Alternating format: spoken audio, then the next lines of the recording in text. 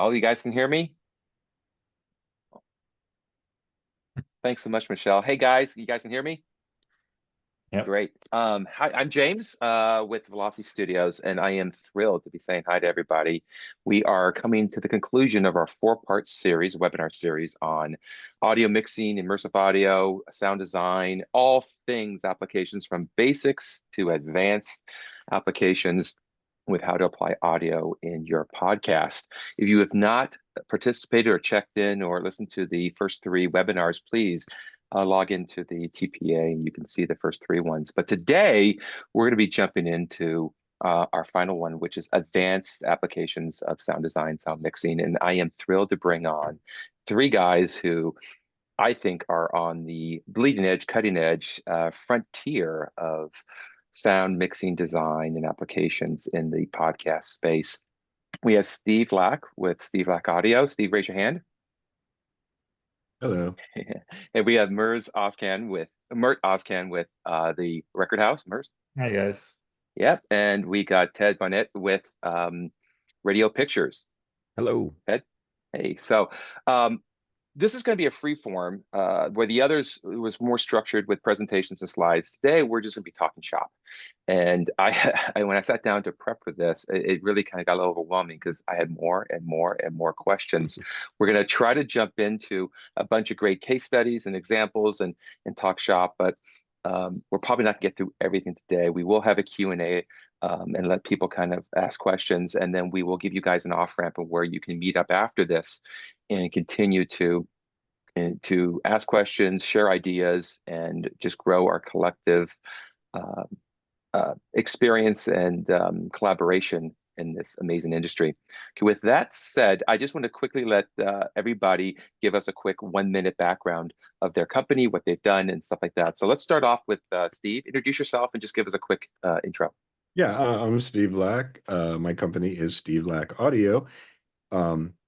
We mostly work with independent podcasters, journalists, newsmakers to help tell their story and create podcasts from their content. We also work with networks to do some reversioning of television shows into immersive podcasting. Thanks, Steve. Mert, share a little bit. My name is Matt. I run the Record House. We're a music and sound studio in LA. We work with artists producing records, doing immersive, mixing for those. And then we also work on TV shows, films, and podcasts, doing all sorts of, sound design, voiceover, ADR recording, and mixing, all surround immersive, everything. Thanks much, Mert. And Ted, introduce yourself. I'm Ted Bonnet of Radio Pictures. We produce high-end audio for podcast entertainment, nonfiction and fiction. We sort of working to develop new product approaches to storytelling with the way we record and mix to put the listener literally in the action. Great, cool. And I'm James Walker with Velocity Studios. We're more on the creative side. We package stories and bring them to you in all forms of media and content. I have a passion for audio for storytelling. I remember working my first feature and just sitting in the sound booth in the mix room and hearing how it all came together.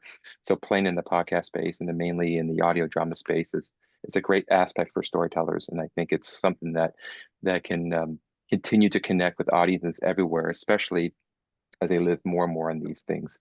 With that said, I'd love to jump into kind of a broad question about challenges. So let's just jump right into it. What are some of the biggest challenges you face in sound design and mixing with your podcast? Maybe give us a quick overview of how you overcame those. We'll start with you, Steve, and Mert and Ted. Feel free to jump in. Yeah, I mean, I think for me, the biggest challenge moving from a stereo environment and or even a 5.1 environment into a fully immersive or Dolby Atmos mixing environment was really just as from a technical standpoint was managing reverb, managing the space, and realizing dialogue is still king, at least in the work that I do, which is podcasting. And I come from television, but I'm doing a lot of television-oriented podcasting work. And it's, you gotta remember dialogue is king. So not to overwhelm the listener with too much surround stuff.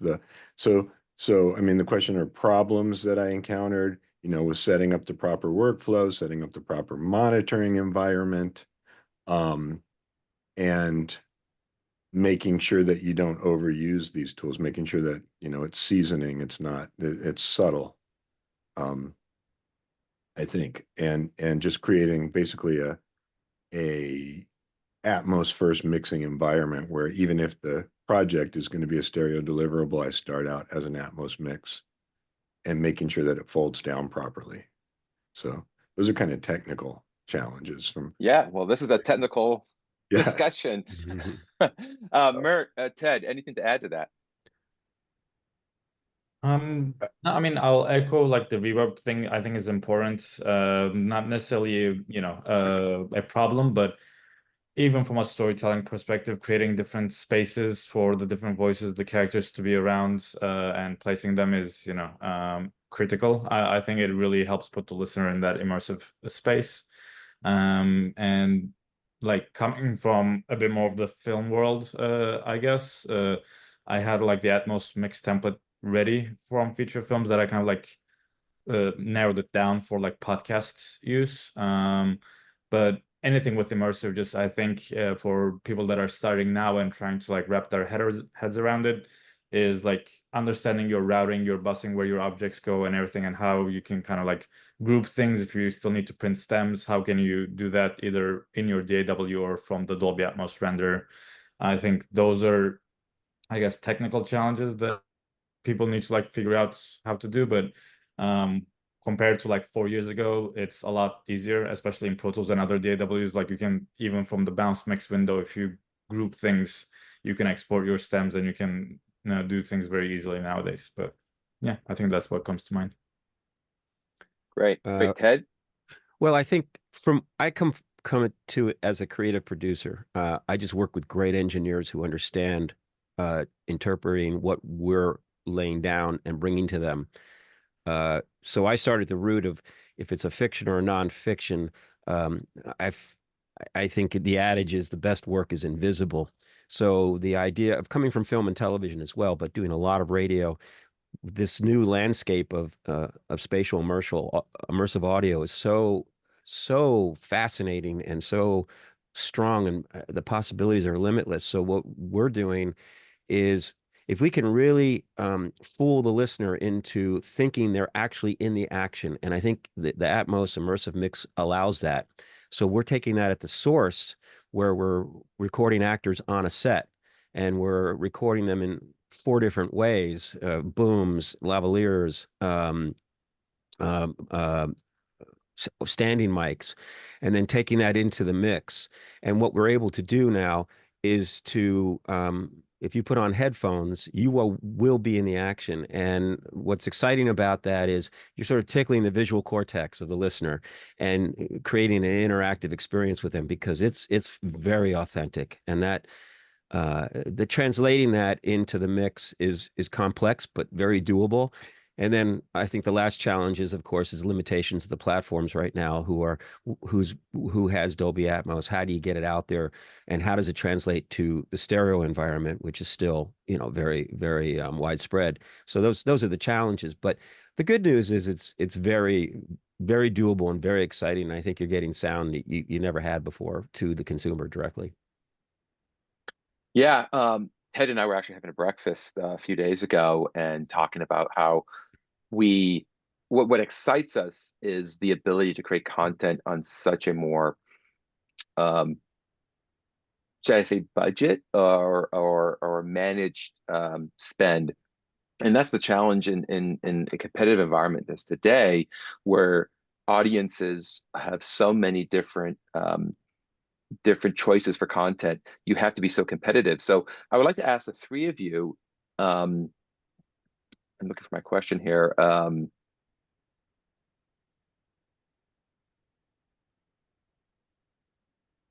How do you balance your creative vision with the practical constraints like time and budget in a fully immersive audio design podcast, whether it's nonfiction or narrative, in the high caliber prestige projects that the three of you guys are touching? for some of the biggest platforms out there, and some of them are, you know, award-winning content. How do you deliver such quality content with the constraints of time and budget so that it becomes a good piece of business for the producer? Do you want me to jump in? Yeah, jump in. Well, I just wanted to kind of play a little bit off of something Mert said. Yeah. Is that the tools now, compared to a few years ago, are so accessible. So, I mean, you know, Pro Tools finally came on board with built-in Atmos tools. Nuendo's had it for a long time, but there's a lot of other DAWs out there that, you know, for the non-engineer producer, that are easy to pick up and learn, like for podcasters in specific. I mean, this is the Podcast Academy, and specifically for our podcaster audience, you know, that have built-in immersive tools now. I mean, Harrison Mixbus has it, Luna has it, Studio One, which I like a lot, has built-in immersive tools. So you don't have to go out to the Dolby renderer. You don't have to have it like you used to have two computers and a lot of routing and all that stuff. Now it's all becoming so much more ubiquitous. And so it makes it a lot easier for a producer to jump in and just start creating, you know, to say, hey, this podcast could be an immersive podcast, even if it's mostly talking heads. You record it with a binaural mic and put them in a room and move them around a little bit, you know, things like that. So I'm starting to just kind of push my clients toward, hey, let's do it immersive. Most people are going to listen to it in stereo. There's things we can get into later, you know, hosting issues and who's going to distribute it and all those kind of things. But let's do it this way anyway. We'll future-proof it. Absolutely. I think that the tools of the democratization of technology, which is an overused term, but it's true. You were able to make a movie on your desktop 20 years ago, and it just keeps getting better and faster and faster. And with AI coming in, it's going to automate much of this. And so people who have less technical background will be able to do more as time goes on. And that raises the bar in a way, because what's really going to be essential is seasoning. If you're going to just have to know the basics of telling a good story and how to use these tools effectively. That doesn't cost money. That's just time, and allowing you to, you know, we've all had to work under tight budgets, especially if you've been in radio. I mean, you've always had to make a lot happen for nothing. The good news is that this technology is going in that direction. So I think seasoning and storytelling is going to be really the bar, and that's to tell the stories. Yeah, I think I'll just echo what the guys said. Right now, if I'm doing a sound design and mixing project in Atmos versus stereo, there isn't, you know, that much of a difference in terms of my time involvement and like the difficulty of mixing. Especially if the project is going to be immersive. Yes, start in Atmos, you can get your stereo from there. In the podcast world, or even like, you know, a bit more narrative shows where it's more sound design heavy. Again, maybe you're doing a bit more detailed sound design. So, you know, instead of just having like a fireplace, you're maybe adding more like stuff around it to fill up the room and really give that sense. But other than that, you know, the time that it takes to do the notes, do the mixes, it's all like, it's not really that different from stereo. I love those answers, and that kind of makes me want to ask you guys about ambient sound, and your comment, Ted, about seasoning. You know, it's a great analogy, a great reference to use. But can the three of you guys talk more about the importance of ambient sound and how they contribute to the overall feel in your projects? Yeah, I tend to. Oh, yeah. No, go ahead, Steve. I don't want jumping and being the first guy all the time. Go ahead, but B. Well, I mean, I tend to really favor more front to back and side fill rather than really relying a lot on the overheads, because it folds, you know, because of fold down issues and things. So from a, you know, an ambient point of view, I kind of take the approach that I took mixing 5.1 television, which is, you know, put a little bit, you know, the ambient in the back And really, again, mentioning the reverb in immersive, especially the reverb, the way you deal with reverb is what really immerses you in an environment, I think. So I spent a lot of time just tweaking that, trying to get it exactly right. And placement wise, again, not too much overhead, not, mostly I get my space by moving things further away from the front. From That's a great. sound design perspective, my experience has taught me that the brain is extremely sharp, is always listening for threat or reward. And in the real world, there are sounds constantly, and it is reassuring. It's less reassuring when there's no sound because the brain doesn't know what to do with that. So when I do, for example, fiction, I build sets I build audio sets. So it's like, okay, what kind of room is this? How tall are the ceilings? That determines the reverb, of course, but also what time period is it? What was going on in those times? In a project I recently did, Hindsight, the day before, there was time travel between the early 20th century and present day. So in the early 20th century, there were just table clocks almost in every room. And then you can flavor the atmosphere and the tension of those scenes by the type of clock ticking.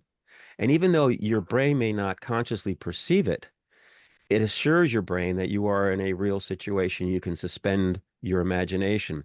So ambience to me is a frontal track. It's always going on. It's always happening. Of course, as Steve said, it never interferes with um, dialogue, but it lends authenticity that makes that dialogue much more effective. So ambience to me is extremely important, even if it sometimes isn't consciously heard. Mhm.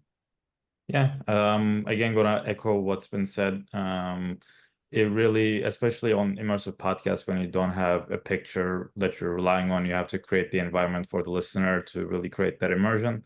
So if you're cutting from one of the shows that I did for Wondery was Apollo 13, and we cut from like inside the cockpit to like the war room and like people's houses, that whole thing. So just those different ambiances, just the room tones, the little creaks of like the door and like when they're walking versus like what's being heard in like the spaceship and all that. So it's just subtle details and also like reverb changes and all that to really give the listener the sense that obviously the environment is changing drastically between each set essentially. And can I add I one love. thing? Yeah, Um, go for it. Yeah. Also, when it comes to ambience and anything, is to me, life's a rhythm track. And if you build your ambience and all of your frontal sounds and everything in a beat, so to speak, in a rhythm that creates like a harmony, it just feels better to the brain. It feels normal. It propels the story too. So I look at all the sounds, from dialogue to background to music. It's all a rhythm track. And when it comes together, it just has this very smooth flow to it. That was great. What are some common misconceptions about sound design and mixing that you have come across and that you think needs to maybe be addressed in the industry Steve. or in podcasting, I should say, more so in podcasting, because it is there's a lot of people stepping into this space with maybe not the amount of time and experience you guys have, and they want to get there. They can get access to the tools, and they want to get there. What are some of those misconceptions that can help them avoid some frustrations? I could start with that. Yeah. I think people are getting into the business for the first time, essentially are discovering radio, what radio was, which was, they didn't have the technology to do the nuance that we're able to do now. So it was very dialogue oriented. And people think, okay, it's just about telling the story. So I hear a lot of podcasts that just emphasize the near field of the dialogue, and it doesn't sound natural as a result. So I would say to people getting into it, the tool's allowing you now to create a full visual context of the scenes and the place and the location, which can be manipulated to create tension or whatever energy you're trying to create. So I see a lot of stuff come out that just sound like kind of like old time radio, where it's very dialogue oriented, and at the expense of a greater world, which is what the brain perceives. Just kind of, if you're doing this, when you're out and about, consciously listen to everything around you and not just the immediate concern. And I think what will happen is you'll get a smoother mix, a richer environment, and that will actually propel your story and make it even more impactful, especially if the dialogue is good and the performances are good. And I think too, you really do need to think about the listening environment that people are listening to your project in. People, when you're mixing for television, you're mixing for a living room. When you're mixing for film, you're mixing for a theater. But when you're mixing for podcasts, it could be in their car. It could be they're out walking their dog or jogging. They're on earbuds, exactly, or some audiophile geek like me has $2,000 headphones. They listen to it, and so I think, when you have to I hear a lot of immersive podcasts that overdo the effects and placement, which is great when I'm listening on my headphones, but when I'm driving around, I lose the thread. So you really have to, and this will change, I think, as more auto, as we were talking about before this started, more auto manufacturers start putting in truly immersive, and then you have, like James mentioned, autonomous vehicles and things like that. Then your car is going to be your sound room, So that'll change. But for right now, if I'm out walking the dog, if I hear something that's over sound designed, it does make it hard to follow. Yeah. Mert, anything to add? I don't think, I mean, the very first thing is, in film or in music or in podcasts, I think people like get excited about everything that they can do, and it kind of like loses the storytelling aspect and becomes like well, let me do this fun thing moment. So I would say try to, reel it in and keep true to the story. It Yeah, is Yeah. the first thing either of you guys did when you set up your room is make an airplane or a helicopter fly around? The first thing I do every time I set up a new room is make a helicopter fly around the room. Contextually, I think that's a great point. I mean, I remember once I was on my bike and, I was listening to a fiction podcast, and I found myself jerking to the right because the sound was coming at me. It wasn't contextual. It was distracting. And that's not pleasing to the brain. I mean, I can't stress it enough. I say it a lot. It's like I mix to the brain, not just the ear. So it has to be realistic. I mean, it's a temptation to use the technology to throw sounds all around. But that's not how the real world sounds, unless you need it for a particular reason. If someone's going to get hit by a car, but very sparingly, because it will, create an imbalance in the listener's perception of what world they are choosing to join, which is yours. Yeah. So, I'd love to ask the three of you, how important is it to have a strong understanding of music principles? And if you don't, how do you approach understanding the use of music in these more complex, mixed audio stories?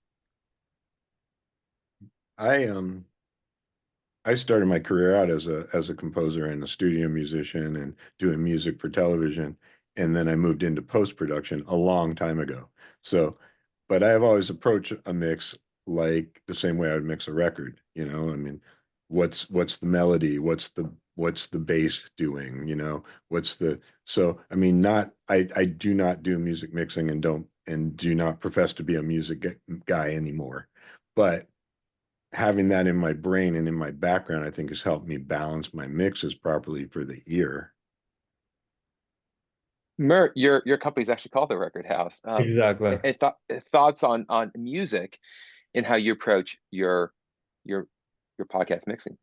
I think, like Ted said, in music in podcasts, I feel like for me creates a pulse, and you're kind of creating the arc of the story with the music behind it, because yeah, the sound effects do create the environment, but you really, especially like from my experience, like the shows that I do with Wandry are, they don't have a multicast, so it's one guy or girl reading every line, and you want to be able to like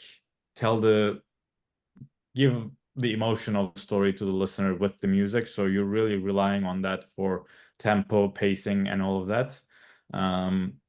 You don't want to, over, do it in the sense that people should still be focused on the dialogue. As Steve said, dialogue is king, but music, plays I think, an important role in podcasts too, especially in the narrative world, getting the emotion across. So if you're not super musically inclined and you don't have access to a composer or a music producer that you can work with, I mean, Ted mentioned AI. There's, you can literally go to some AI tools to start creating stuff. There's great music libraries that you can, like, even with certain keyboards, like search for the different moods that you want and kind of like go by based on like how you feel. Because if you can't afford like either custom music or like even a musically trained sound designer or somebody to like cut the music in for you and kind of you're doing everything yourself, yeah, there are tools out there that I think you can just put descriptive words on what you're looking for, that you can find stuff and, just go by how it should make you feel. Try not to become a music producer in that, oh, this should be at this tempo, with this instrument, whatever. Like, leave the specifics to the side and just go based on like how it's supposed to make you feel.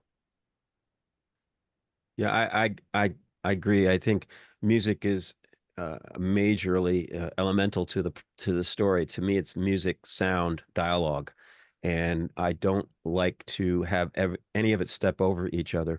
I mean, music is essential to driving the narrative, to foreshadowing, to setting the tone of of where we're going or what's about to happen. Um, for me, I stay in my lane. I have the benefit of working with great composers, Greg Martin, Charlie Treben, who are just wonderful. And they listen to what we build and then they lay it in. And I kind of back off because it gives me a break from having to do heavy sound design, not from an effort point of view, but from a storytelling point of view. It just gives everything a nice symmetry. So I try to let music do its job and take a break from the moment, the sound design, the moment, the experience, the environment. I'm sorry, that was the word I was trying to get. So music allows you to move ahead on the story, to get out of the time frame. It's really key. Again, bottom line, seasoning. It's really about seasoning when and how to do it, when to know how to do it and use it, even if you're working with other people. But, it's something you just have to learn through trial and error. Thanks for sharing. You brought up the word emotion, and I'd love to ask the three of you, how do you use sound to evoke specific emotions or reactions from the audience? Or any techniques that you have found that you like to use and you could share? Yeah, I do a lot of kind of narrative podcast, sort of like I work with reporters and journalists and they're telling a story, sort of NPR style. And the music, when you lay the music in, you can really you can really change how the feel of this piece is. You can really change if they're talking about emotional, heartfelt moment that really affected their life. You put the right piece of music in there and it'll bring tears to your eyes. So from, going back to the music thing a bit, music choices and music placement, when you bring it in, when you bring it out, how you end it in relation to the way the story is being told and the way the dialogue's going, you use the music as a period or an exclamation point or a punctuation. Those kind of things really affect the emotional content of a story. I mean, if you just turn the music off and listen to someone telling the story, and then put the music back on, you'll see how powerful that is.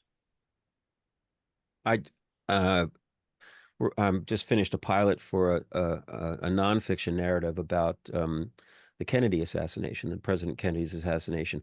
And what we're doing with the Atmos, with the I should say the immersive sound, is we're taking listeners back. And we can do that by taking newsreel footage and splitting the tracks and creating the environment. So in other words, when Kennedy's on a motorcade and there are assassins gunning for him, which has actually happened in Tampa, Florida, 4 days before he died in Dallas. No, very few people understand that, but we're recreating that. And so when Kennedy knows, and he's warned by the police chief of Tampa, do not take this motorcade, the longest of his presidency, 4 hours long. Don't do this. We can't protect you. He has to do it for reasons explained. So when he says, no, you got to go. And so the motorcade begins. Well, the music starts. And then we have to describe play by play of this motorcade. Well, the music kicks in right into a rhythm track as the motorcade begins. And then that musical rhythm track takes us through his literal motorcade with the crowds cheering. And it creates the momentum. It creates the emotional tension. The music takes us through that and just brings it to an entirely different level above just a play by play. I want to listen to it. You guys send me a link. Something that Ted said too that just triggered in my mind is when we were talking about tools, doing archival pieces, historical pieces. Now, even opposed to 2 years ago, the noise reduction tools and the dialogue cleaning up tools on archival stuff. A friend of mine did a podcast called Star Spangled Fascism. And there's a ton of 1930s interviews in there that sound like they were recorded now. Yeah. And I'm like, how did you do that? And it's like, DX Revive and Acon and, all these great tools. And also if you're using newsreel footage and things, you can bring them in and split the tracks. So you just get the dialogue and you can recreate the ambience. So, it's amazing. You can put the motorcycles and the crowds in different tracks and the narrator from the original newsreel, and you're floating in it. And for a listener, they're there. We can put the listener in Kennedy's limousine riding alongside of him, or you can put him in the crowd as he drives by. It's to me I used to sell movies as did radio campaigns for major motion picture releases. And to me, what we were able to create by using stems and tracks and mixing, and that was stereo, was a more vivid experience for the listener's visual cortex than even a TV spot. I mean, to me, it ranked right up there with the trailer and the actual feature in terms of impact of the storytelling. So, man, there's no better time than right now to do sound. Absolutely. Yeah. I love it. I love it. I'm so excited. Well, that brings me to another question for the three of you. What techniques do you guys use to ensure clarity and intelligibility in complex audio scenes with multiple sound sources? Just push the go, Mertz. You go, Mertz. They all want to go. No, I think also from the last question and this creative sound design and using creative use of music, I think in certain scenes, you might have scenes where everything wants to go, but finding moments where you can actually maybe take away the music or take away the sound design and have certain different elements have their moments is a powerful tool. I mean, you see this in films too, like in a big action sequence, if you have all the sound design and they're fighting, the music is blaring, if you just cut everything out and you maybe just hear the main character's just breath, just trying to hang in there and their inner thought, even that can be really, powerful in a big fight scene, and then you go back to the big thing. So creating dynamics in your mix to have those little moments is important. I think when you have extended piece of action, just giving the brain some time to breathe and think does a lot. And then in terms of mixing tricks, automation is your best friend. If you need a certain explosion to pop and there's a lot going on, just quick dips on music and everything where the brain doesn't notice that you're dipping stuff, but it gives room for things to pop through. Again, the technology is available, and if you spend enough time automating, you can just achieve anything you want, essentially. But I think it's picking, you know, in that moment of the story, like what really needs to shine. And again, it could be a scene where everything is going, but like even in split seconds, what has the most importance? Is it that sound design? Is it the music, or is it dialogue, and kind of weaving them over time? And also when you talk about clarity, you know, how do you get focus? That comes back to the most basic mixing technique of EQ, compression, and placement. And especially when you're talking about an immersive. You know, if you want somebody to hear something specifically, EQ, compression, and placement are what you're going to start with. Yeah. And getting back to what Mert said about focusing, I think it's all about focus. Again, it's as I, you know, to further explain what I mentioned before about how I build and mix to the brain, not just the ear. When you think about how you perceive reality in your day to day, when you look at a newspaper, you're going to focus on that article. So if you didn't have the ability to filter out ambient sounds and background sounds, because they're not, we would all be on the spectrum. You know, we would be inundated with stimulus and we wouldn't be able to focus.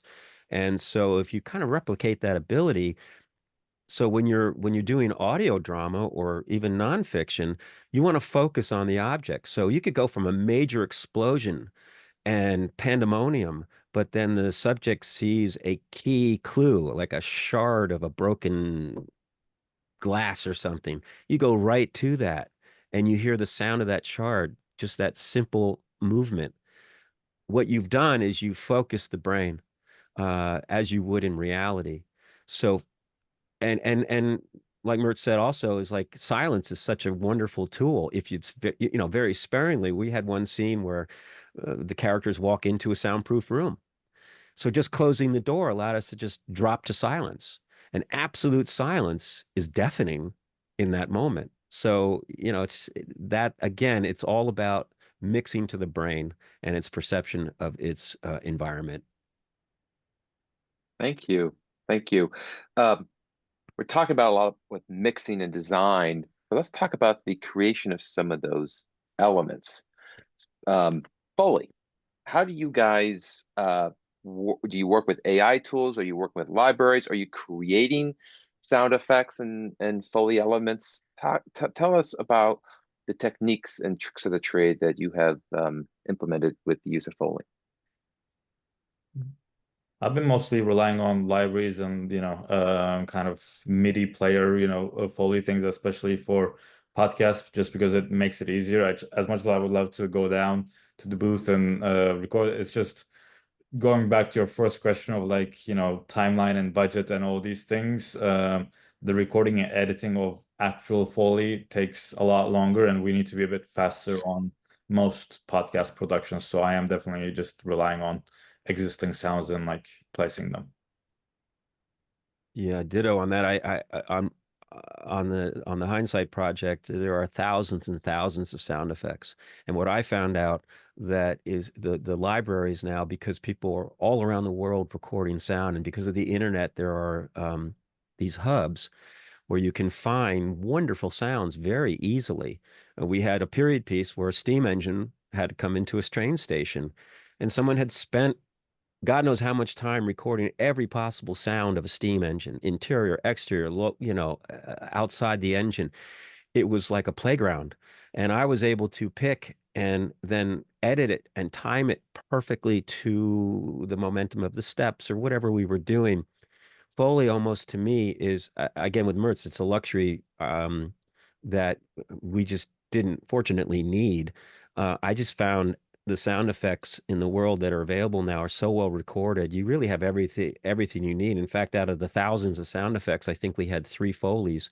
One was the character typing on a keyboard. And I did that just because I wanted to, rather than try to edit that, I just basically riffed in a rhythmic sense. So every time you took a pause, you'd hear like the return button. So at that point, Foley was faster and easier. But at least in my world, the sound effect libraries that are available make it much easier, faster. And since you're not working to picture in podcasts, you have so much more freedom. You know, Right. if you're trying to match footsteps, then yeah, the MIDI really helps a lot, or even live Foley helps a lot. But when we're not working to picture, we have so much more freedom to build that, to find the right sound rather than trying to create the right sound. If I could just add one thing, maybe a little off topic about what you said, Steve just said, is that one of the freedoms of what we're doing is, you go to a theater and you see terrific sound, but they're still playing to a two-dimensional space in front of you. So in a sense, they're limited, and because their imagery is limited. But what we're doing, we don't have that constraint. We can record an entirely different universe that is so much more powerful and so much more effective to the brain, because we're not limited to any visuals. And that's a liberating thing that is should be taken full advantage of. Yeah, you don't have to, you're not working to what the video editor decided. You get to decide how it plays out. That's what I love about podcasting. Yeah. That's a great answer. Great comment. And he wants me to go down a couple of different rabbit holes, but I know we're only got about 15 minutes here. We have one participant who's thrown in a question about her show. I'm not sure if any of you have listened or heard it, but she wanted to know if has anybody heard the podcast Dr. Apples and if they were familiar with it. And I don't think so. I'm not, though. Lacey Brown, who had sent that in, I will check it out after this. But anybody else on the panel familiar with Dr. Apples? Right, not. No. So sorry, Lacey, but I will be giving us at the end of the show, we will share a follow-up place for anyone who's interested in continue meeting in the discussion, and you're more than welcome to join us there. So moving on with other questions. My God, I got so many I want to answer. I ask, I should say. Let's get maybe something a little more basic. Let's talk about just our brains and creative block. We're diving into exciting projects, but how do you guys deal with creative blocks or moments when inspiration is hard to find? That takes me back to my music writing days, and it's like, you gotta create a piece. I mean, I wrote to picture, so first thing you do is you'll map out the tempo of the picture and what you want to hit and what scenes you want to hit and where the transitions come in and all that. But then you actually have to write the music, and sometimes it's really a matter of going for a walk, sitting on the balcony, or or if you're really stuck listening. But how it relates to podcasts is, what's the sound I want to create for this, or what's the feel that we want to create for this, and the content will dictate what you want to do. But then within that realm of what do I want to do, and you're blocked, it there's nothing wrong with listening to a bunch of competitors and seeing what they did, because you're not, I mean, who was it that said great artists steal? There's a quote about that, but use inspiration from other people's work, and Absolutely. and it'll go down. You start out going, again, back to my music writing days. I had an assignment, write a quartet that sounds like a Beethoven string quartet. Okay, but it's going to sound like me no matter what I do. If I try and make it sound like Beethoven, it's still going to sound like me. But that just allows me to break that block. Yeah, I mean, I second that. If I'm doing like a creative sound design thing, and if it's, I don't know, like a magic sound or like a specific thing, and I'm not really getting the flavor that I want, and it's not meshing with the story or the ambience, again, checking out other people's work, going to even like YouTube tutorials to see what they're doing. Like, even if I'm not going to use exactly what they're doing in their thing, they might show a different plugin, they might do a trick. I'm like, oh, like I can use that to do this. Like, you're gonna find inspiration from just other people's work in general. So yeah, if I'm stuck, I'll probably just go do something like that.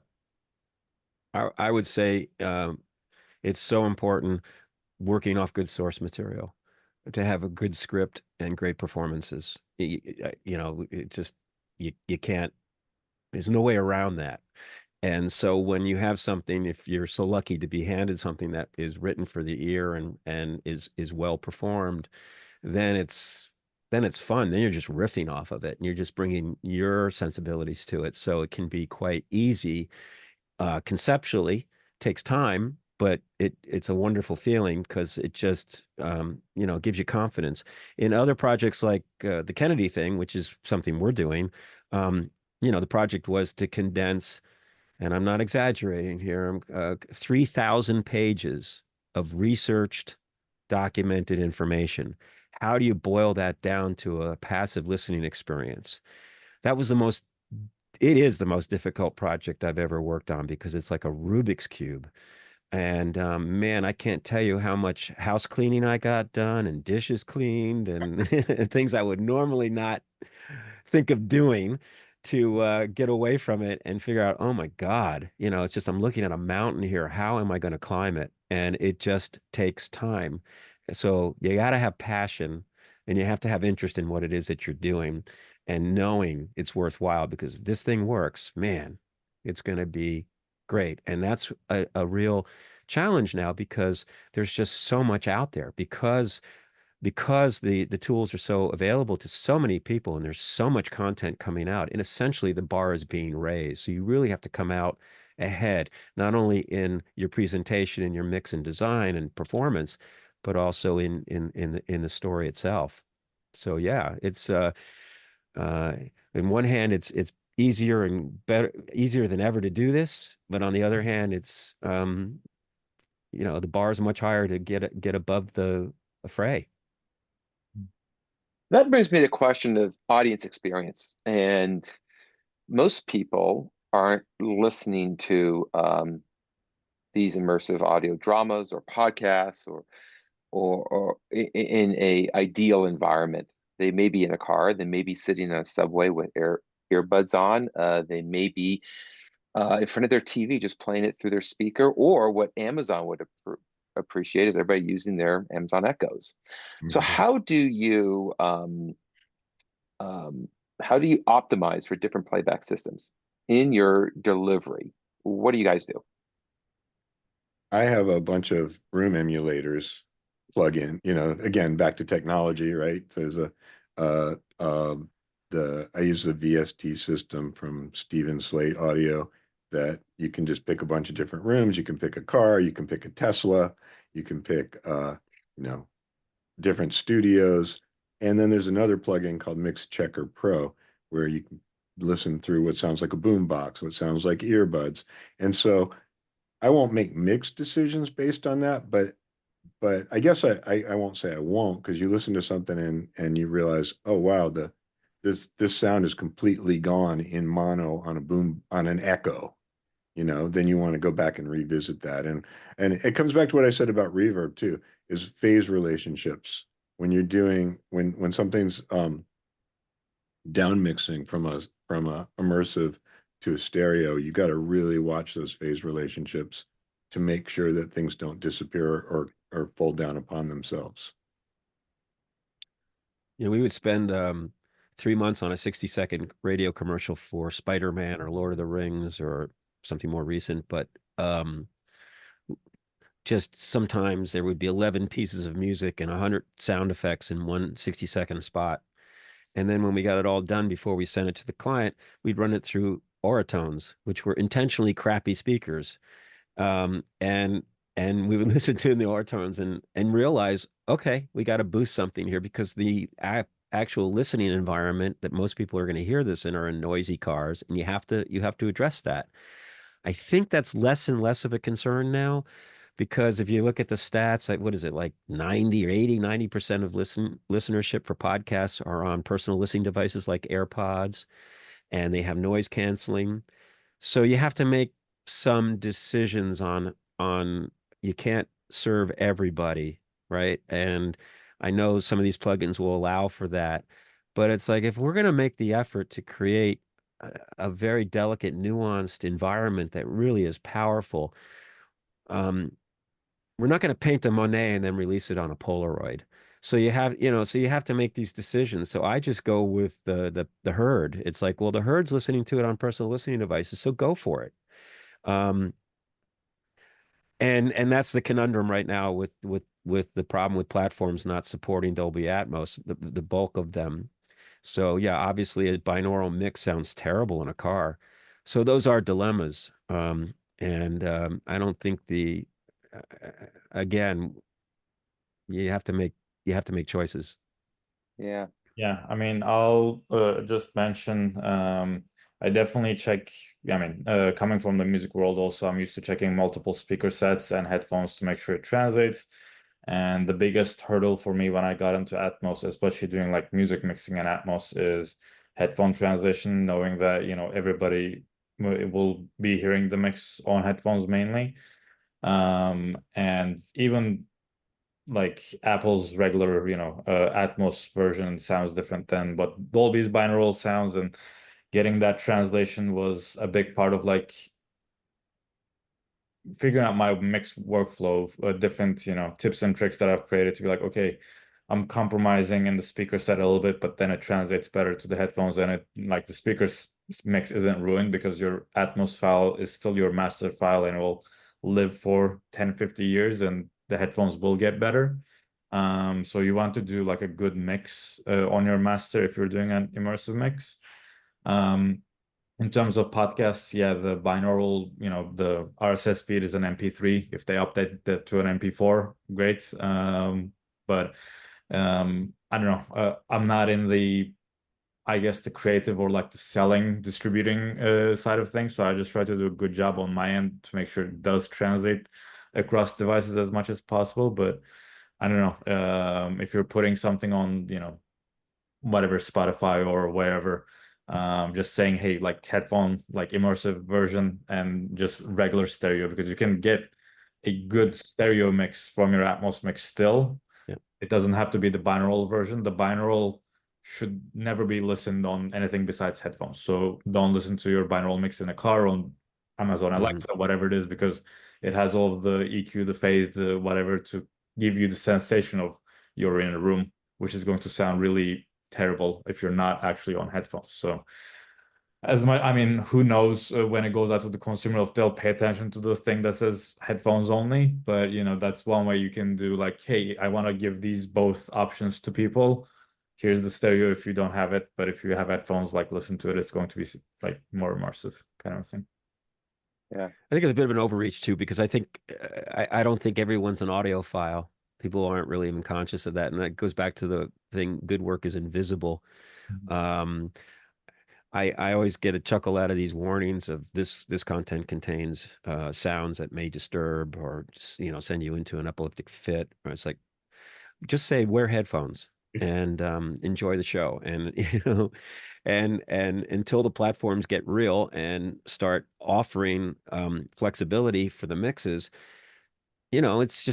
it's not ideal yet, but go for the best. Go for the best and tell people to wear headphones, and either they will or they won't. I mean, they're not going to lose the story if it sounds crappy in a car. They're not going to lose the story. It's just the experience isn't going to be as gratifying. But again, most people won't even know the difference. And Dolby Atmos does a great job of folding down into stereo. I mean, so Yeah. once that gets adopted properly, and in podcasting, the big problem is where do you if you do an Atmos mix, what do you do with it next? Because Archive. yeah, well, I mean, you can't just upload it to your podcast host and say, play this in Dolby Atmos, but that'll be overcome soon. Yeah, and build for the future, because if you take the Vision Pro or you take a demo on the Vision Pro, what we're doing is when I listened to it, I said, well, we're already building sound for spatial entertainment. That's the new era. Look at Sphere in Las Vegas. That's where it's all going.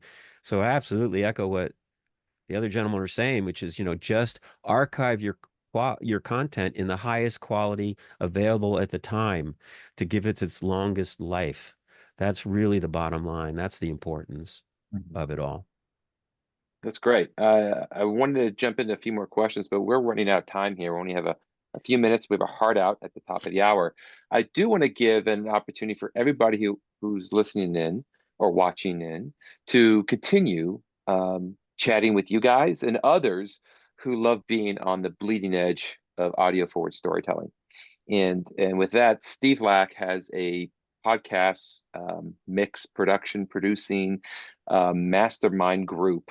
Or call it what you want, Steve, but maybe I'm butchering it. But why don't you tell us about the group and how they can connect with you after this to join in and participate there? Yeah. Thanks for the plug. It started out, we have a program called the Podcast Success Mapping Program, which helps people take their podcast from an idea to 100,000 downloads. But I'm not pitching that. But but that's where it started out, as if you join our group, then you become part of this mastermind group. But it's become a lot of people like James joining in and helping us share ideas, come up with ideas. How can we move the business forward? How can we get better at what we're doing? So it's very informal. There's a forum that's private. It's not out, it's not public. No one's going to see what you say, only people, members of the group. So if you want to get involved, we do a Zoom meeting the third Thursday of every month and just throw around ideas. So if you want to get involved, just send me an email at steve@stevelackaudio.com and I'll add you to the Zoom list and we'll take it from there. And thanks for Thanks. James. Yeah.